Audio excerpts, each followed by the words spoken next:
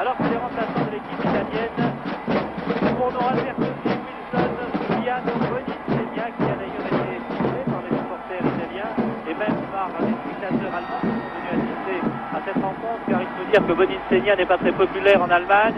On se souvient peut-être d'un fameux match Mönchengladbach contre l'équipe de Milan, de l'Inter, pardon, où Bonissegna avait, à cause d'un incident, une projection de bouteille sur la pelouse, Bonissegna avait fait rejouer cette rencontre qui avait alors qualifié l'équipe italienne.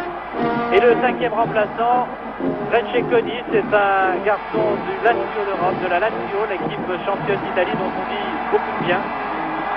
L'un de ces 5 remplaçants, Wilson en tout cas, Giuliano Bonissegna et Regueccioni vont faire son apparition au cours de la rencontre. Une ambiance extraordinaire, je dois vous signaler avoir été, je crois vous avoir déjà signalé avoir été impressionné par l'ambiance créée par les supporters hollandais. Eh bien, les Italiens qui sont très nombreux ici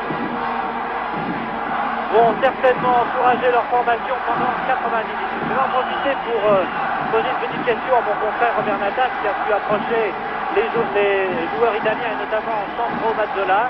Il a dit quelque chose, quelques phrases intéressantes sur l'évolution du football italien. Mazzola aimerait notamment que les Italiens pratiquent un football un peu comparable au hollandais. Robert.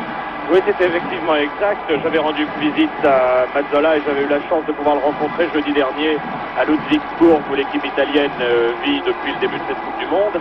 Et j'avais été très étonné d'entendre par la voix de Mazzola déclarer que Mazzola était contre le système de jeu employé actuellement par l'équipe d'Italie, c'est-à-dire le catenaccio qui sacrifie tout à la défense, et qu'il estimait ce système de jeu dépassé, que ne répondant plus aux normes du football moderne et ne répondant plus à l'évolution de ce football.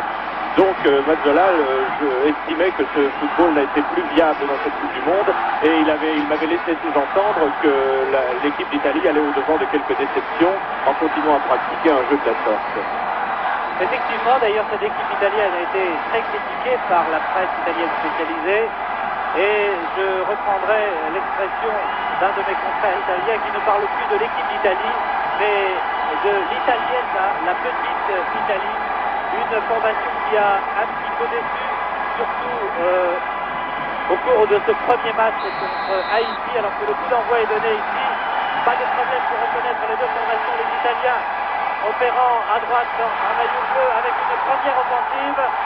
D'ailleurs extrêmement dangereuse. Oh là là, une grosse erreur du gardien polonais Szymanowski, pardon. Alors que le joueur italien était bien placé dans la surface de réparation. Vous le voyez se relever. Anastasie. Le match vient de commencer, c'était presque une surprise. Vous avez vu la première action dangereuse amorcée par les Italiens qui a failli... Polacchi, Valcareggi mette fuori Rivera e Riva e lancia Causio con Mazzola interno. In avanti le speranze azzurre poggiano sull'inedita coppia Anastasi-Chinaglia. Se partiva con i nuovi doveva partire prima. I 2 anni precedenti avrebbero dovuto gradualmente inserire i nuovi, invece ne aveva inserito solo qualcuno. La Polonia è più forte, atleticamente e tecnicamente. Alla fine del primo tempo, l'Italia è sotto di 2 gol grazie al colpo di testa di Sharmak e al destro da fuori di Deina. Secondo me in quel momento la Polonia era più squadra rispetto alla nostra. L'Italia riesce soltanto a ridurre le distanze con Capello a 5 minuti dalla fine. Tentammo, ci fu il gol di Capello. Ormai non c'è più tempo per acciuffare quel pareggio che vorrebbe dire passaggio del turno. Ci siamo battuti, però insomma abbiamo perso. Gli azzurri battuti e umiliati dalla Polonia. Finito il mondiale. L'Italia torna a casa. Nazionale da rifare. Cambiare, rinnovare, adeguarsi.